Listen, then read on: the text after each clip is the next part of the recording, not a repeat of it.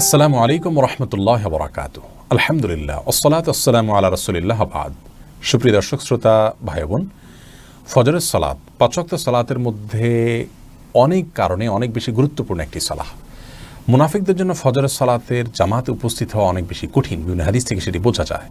রাসূল আকরাম সাল্লাল্লাহু আলাইহি ওয়াসাল্লাম বিভিন্ন হাদিসের আলোকে আমরা ফজরের সালাতের 10টি তাৎপর্যের কথা একটি ভিডিওতে সংকলন করে দিয়েছি এবং সেখানে আমরা প্রমাণ করার চেষ্টা করেছি যে ফজরের সালাতের 10টি বিশেষ তাৎপর্য আছে যেগুলো অন্য সালাতের নেই।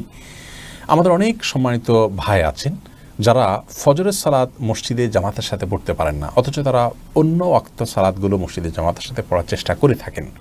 ফজরের সালাত কেন এত বেশি কষ্টকর আমাদের জন্য? এর সবচেয়ে বড় কারণ হলো শয়তান জানে যে ফজরের সালাতে উপস্থিত হওয়ার মাধ্যমে আমরা ক্রিম মুসল্লি হতে পারবো, ক্রিম ইমানদার হতে পারবো। সমাজের সবচাইতে খাঁটি ইমানদারগুলোর অন্যতম একটা বৈশিষ্ট্য হলো তারা ফজরের সালাত জামাতের সাথে আদায় করতে পারে পুরুষদের বেলায়। তো এই বিষয়টি যাতে আমাদের অর্জন না হয় সেজন্য শয়তানের নানামুখী পদক্ষেপ এবং চ্যালেঞ্জ থাকে। নবী সাল্লাল্লাহু আলাইহি ওয়াসাল্লাম বলেছেন, মানুষ যখন শুয়ে পড়ে তার কপালে 3টে গিরা দেয় শয়তান, এবং সেই গিরাগুলো দেওয়ার উদ্দেশ্যই হলো যাতে সে অলস হয়ে ঘুমিয়ে পড়ে। এই জন্য দেখবেন ফজরের আগ মুহূর্তে ঘুম হয় খুব ভারী ঘুম, গভীর ঘুম।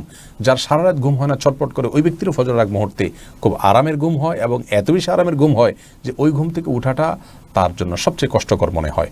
অন্য কোনো সময় ঘুমালে উঠতে এত কষ্ট হয় না, ফজরের সময় উঠতে যত কষ্ট হয়। এর কারণ হলো ওই যে শয়তান গিরা দিয়ে রাখে, মানুষকে অলস করে রাখে, আরামের ঘুম পাড়িয়ে রাখে। আর এই জন্য একজন ইমানদারের অন্যতম বড় চ্যালেঞ্জ হবে সারাদিনের যে তিনি ফজরের সালাত জামাতের সাথে আদায় করবেন। আর বিষয়টি সহজ হতে পারে সুন্নাহ লাইফস্টাইলকে ফলো করার মাধ্যমে। অর্থাৎ রাতের খাবার এশার আগে খেয়ে ফেলা, এটি সুন্নাহ। এটি যদি আপনি করেন ইনশাআল্লাহ, তাহলে খাবারের জন্য যে একটা সময় ব্যয় করতে হয় এশার পরে, সেটি আপনাকে করতে হবে না, আপনি তাড়াতাড়ি শুয়ে পড়তে পারবেন।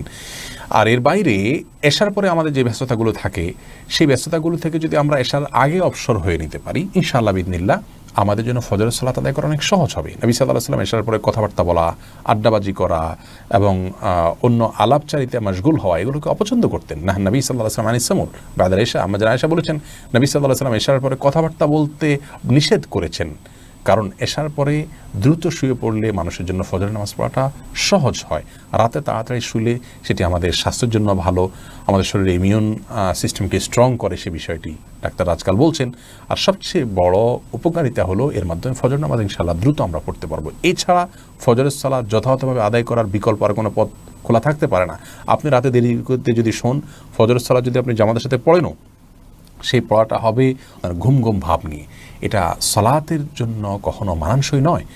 আপনার সালাত যথাযথভাবে হোক, পূর্ণ মনোযোগের সাথে হোক, ফ্রেশনেসের সাথে হোক, যদি আপনি চান তাহলে আপনাকে অবশ্যই রাতে তাড়াতাড়ি শুয়ে যেতে হবে। এটি এখন একটা মহা চ্যালেঞ্জের ব্যাপার হয়ে দাঁড়িয়েছে। আমরা যারা প্র্যাকটিস করার চেষ্টা করছি তারাও রাতে 12টা 1টা 2টা বাজিয়ে ফেলি ঘুমোতে ঘুমোতে। এই অভ্যাসটি থেকে আমাদেরকে বেরিয়ে আসার চেষ্টা করতে হবে। আল্লাহ তাআলা আমাদেরকে তৌফিক দান করুন। এই জন্য যে বলেছি সুন্নাহ লাইফস্টাইলটা ফলো করতে হবে। আপনাকে এশার আগে আগে সব কাজ সারতে হবে। এশার পর যদি আপনি কোনো রাজনৈতিক টক শো দেখেন, কোনো ভিডিও ক্লিপ দেখেন খুব সিরিয়াস, তাহলে সেক্ষেত্রে আপনার চিন্তা জগতে আপনি ব্যস্ত হয়ে পড়বেন, আপনার ব্রেন ব্যস্ত হয়ে পড়বে। ঘুমের যে একটা পরিবেশ আপনার শরীরে সেটি থাকবে না। এরপরে ঘুমের পরিবেশ আসতে যথেষ্ট সময় লাগবে। অনেকে বলেন যে এশার পরে শুয়ে পড়ি তাড়াতাড়ি, কিন্তু ঘুম আসে না। এটি না আসা একটি কারণ হলো যে দীর্ঘদিনের বদ অভ্যাস। আপনি কয়েকদিন প্র্যাকটিস করলে ইনশাআল্লাহ সহজ হবে। আরেকটি বড় কারণ হলো এই যে ঘুমানোর আগে আমরা অনেকে মোবাইল টিপি করি, বিভিন্ন টেলিভিশনের বিভিন্ন প্রোগ্রাম দেখি, এরপরে ঘুমোতে চাই। যার ফলে হয় কি, আমাদের মস্তিষ্কটা ব্যস্ত হয়ে পড়ে সেই সমস্ত ইস্যুগুলোর কারণে। এরপরে ঘুমের আর পরিবেশ আসে না সহজে। এই জন্য এশার পরে আর এসবগুলোতে আমরা ব্যস্ত না হয়ে এগুলো থেকে দূরে সরে যাবো ইনশাআল্লাহ, আমাদের তাড়াতাড়ি ঘুম আসবে এবং ভোর রাতে ওঠা সহজ হবে। এর পাশাপাশি মোবাইলে অ্যালার্মের ব্যবস্থা আছে, অন্য কারোর মাধ্যমে মোবাইলে কল দেওয়ার ব্যবস্থা হতে পারে। অনেকে অ্যালার্ম টিপে আবার ঘুমিয়ে পড়েন, সেজন্য মোবাইল দূরে রাখতে পারেন। অন্য কাউকে বলতে পারেন যে তুমি আমাকে মোবাইলে কল করে জাগিয়ে দিবে। বিভিন্ন উপায় যখন অবলম্বন করবেন অবশ্যই আপনার জন্য সহজ হবে। আল্লাহ বলেছেন ওয়াল্লাযীনা জাহাদু ফীনা লানাহদিয়ান্নাহুম সুবুলানা, যারা আমার রাস্তায় আসার জন্য চেষ্টা করে, আপ্রাণ চেষ্টা করে, আমি অবশ্যই অবশ্যই অবশ্যই তাদেরকে বহুমুখী পথ দেখাও আমার পথে আসার জন্য। আপনি যদি সুন্নাহ লাইফস্টাইল ফলো করেন, অ্যালার্মের ব্যবস্থা গ্রহণ করেন, এশার পরে মোবাইল ইত্যাদিতে ফেসবুক ইত্যাদিতে ব্যস্ত না থাকেন, শোয়ার পরিবেশ তৈরি করেন, তাহলে ইনশাআল্লাহ বিইذনিল্লাহ ফজরের সালাত পড়া আপনার জন্য একদম সহজ হবে। আল্লাহ তাআলা আমাদের সকলকে ফজরের সালাত আদায় করার যে এই মস্ত বড় চ্যালেঞ্জ, এই চ্যালেঞ্জকে মোকাবেলা করার, এই চ্যালেঞ্জের সফলতা অর্জন করার তৌফিক দান করুন। শয়তানকে পরাস্ত করে জান্নাতের পথে অগ্রসর করুন। জাযাকুমুল্লাহু খায়রা। আসসালামু আলাইকুম ওয়া রাহমাতুল্লাহি ওয়া বারাকাতুহু।